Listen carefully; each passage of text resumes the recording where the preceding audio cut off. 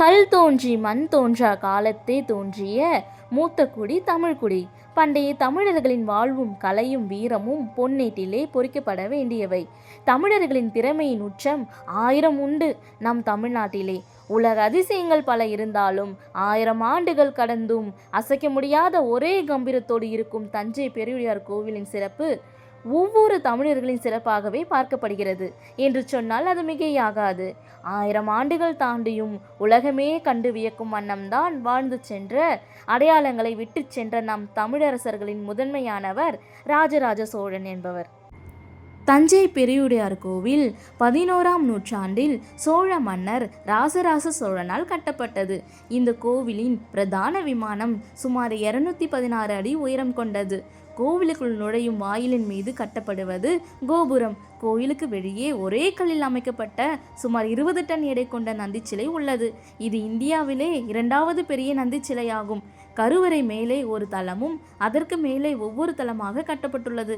கற்களே கிடைக்காத காவேரி சமநிலை பகுதியில் 60 மீட்டர் உயரம் கற்கோயிலை எழுப்பியது எவ்வளோ பெரிய சாதனை! தமிழர் கட்டிடக்கலை மற்றும் தொழில்நுட்பத்தின் சிறப்பை வெளிப்படுத்துகிறது இந்த கோவில். கோவிலின் விமானத்தின் உச்சியில் உள்ள கல் பிரம்ம மந்திர கல் என்று கூறுவார்கள். கருங்கற்கள் சிறிதும் இல்லாத செம்மண் வெளியில் அமைந்துள்ள இக்கோவிலுக்கான கற்கள் புதுக்கோட்டை பகுதியிலிருந்து கொண்டு வரப்பட்டு கட்டப்பட்டதாக இந்த கோவில் தல வரலாறு கூறுகின்றது. மாமன்னன் ராஜராஜன் இங்குள்ள சிவலிங்கத்தை மிகவும் பெரிதாக அமைந்திருப்பது இக்கோவிலின் சிறப்பு. இங்குள்ள கல்வெட்டுகளிலிருந்து மாமன்னனின் செல்வம், அவரது மூத்த சகோதரி கொடுத்த செல்வம் ஆகியவற்றை கொண்டு இக்கோவில் எழுப்பப்பட்டதாக வரலாறு கூறுகின்றது. இக்கோவிலின் சிற்பங்களும் நாம் பார்க்கும் பொழுது முழுக்க முழுக்க மாமன்னன் தன்னுடைய முழு ஈடுபாட்டால் முறையாக கட்டியதாகும். இந்த கோவிலை சுற்றி கோட்டை மதிலும் அதை வெளிப்புறம் அகழியும் இதற்கு பாதுகாப்பாக அமைக்கப்படுகின்றன. இந்த கோவிலின் கோபுரத்தின் மேல் உட்புறமாக முருகனுக்கு ஒரு சந்நிதி இருக்கின்றது.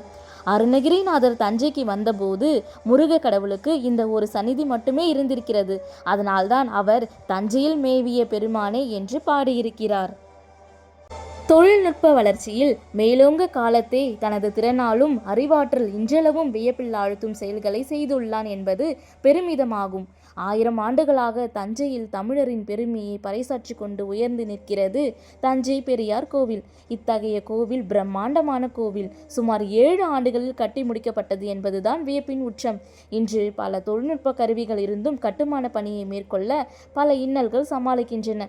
அக்காலத்தில் இத்தகைய வசதிகளை இல்லை என்றாலும் தமிழன் தனக்கென்று ஒரு வரலாற்றையும் தொழில்நுட்ப மேன்மையும் சான்றுகளோடு நிலைநாட்டியுள்ளான் என்பது சிறப்பாகும்.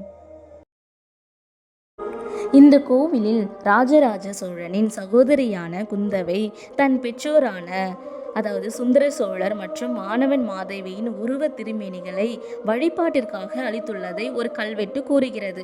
ஆனால் அந்த திருமேனிகள் பிற்காலத்தில் மறைந்துவிட்டன. அதேபோல் ராஜராஜ சோழன், அவனுடைய பட்டதரசி லோகமாதேவி ஆகியோர் உயிரோடு இருக்கும்போதே செப்பு சிலைகள் உருவாக்கப்பட்டன. அவை 20ஆம் நூற்றாண்டில் துவக்கத்தில் காணாமல் போய் தற்பொழுது மீட்கப்பட்டுள்ளன. அதற்கு முன்பாக ஒரு செப்பு திருமேனி ராஜராஜனாக கருதப்பட்டு வீதி உலாவுக்கு எடுத்து செல்லப்பட்டது. அது 19 அல்லது 20ஆம் நூற்றாண்டில் செய்யப்பட்டதாக இருக்கலாம் என்கிறார்கள் ஆய்வாளர்கள்.